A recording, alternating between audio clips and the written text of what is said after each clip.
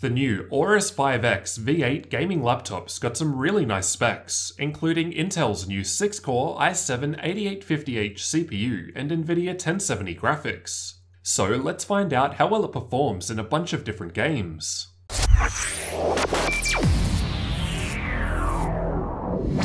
Just quickly before we dig into the benchmark results, I wanted to mention that there's two 8GB sticks of DDR4 memory running at 2666MHz in dual channel, the stock configuration present in my unit.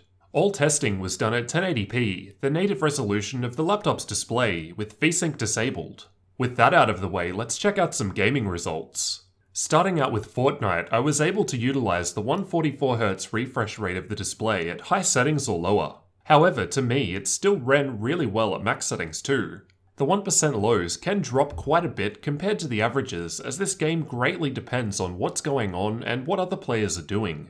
Which also means you need to take the results with a grain of salt. Overwatch was fairly similar in terms of the average frame rates. Just playing with the bots, we were able to surpass the refresh rate of the display at high settings or lower. And the 1% lows aren't very low here, so it basically always felt nice and smooth. CSGO was averaging well above what the refresh rate of the display could output. The 1% lows dropped down a lot in this test due to the smokes, but they're still fairly high and can be improved by dropping the settings down.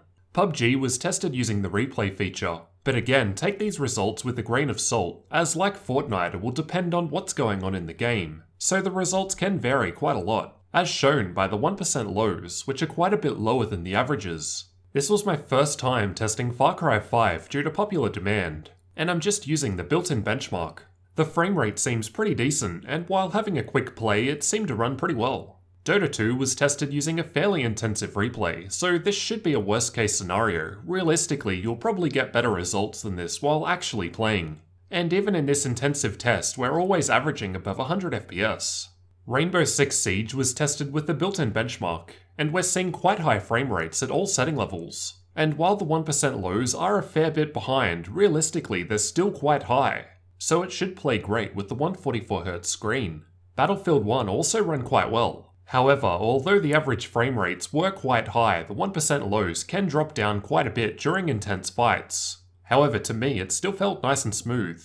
Even 80 FPS dips aren't that terrible, at least from someone that mostly uses a 60Hz monitor. The Witcher 3 doesn't really need a high frame rate to enjoy, and even on ultra settings, to me it played great. However, we can improve the frame rates quite a bit by lowering the settings if needed. Rise of the Tomb Raider was tested with the built-in benchmark, and the results are quite good, with over 100 FPS even at maximum settings. Ghost Recon is a fairly resource-intensive game, and was again tested with the built-in benchmark. Although ultra settings are quite low, this is always the case in this game. At very high or lower, it was definitely playable, despite the occasional dips, as shown by the 1% lows.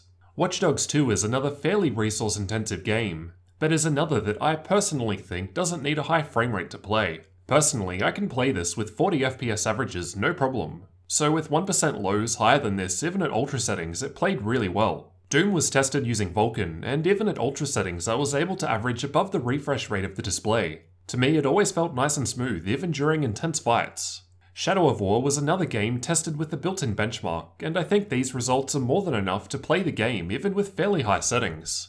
Ashes of the Singularity was also tested with the built-in benchmark, and again these results are fairly good for this game on a laptop. Overall, I thought the results from the Aorus X5 were pretty impressive. In many games, we're actually able to make use of the 144Hz screen with fairly decent settings, especially in the esports titles.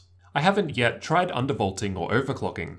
I'll cover those in future videos, but this is how the laptop performs out of the box, which to be honest is probably how most people will probably end up using it. So this is what you can at least expect at a base level. So how do you guys think the Aorus X5 did in these games?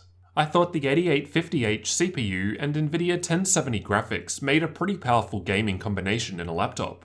It can basically play any game at decent settings, no problem. Let me know what you guys thought down in the comments, and don't forget to subscribe for the full review of the Aorus X5 V8 gaming laptop, as well as future tech videos like this one.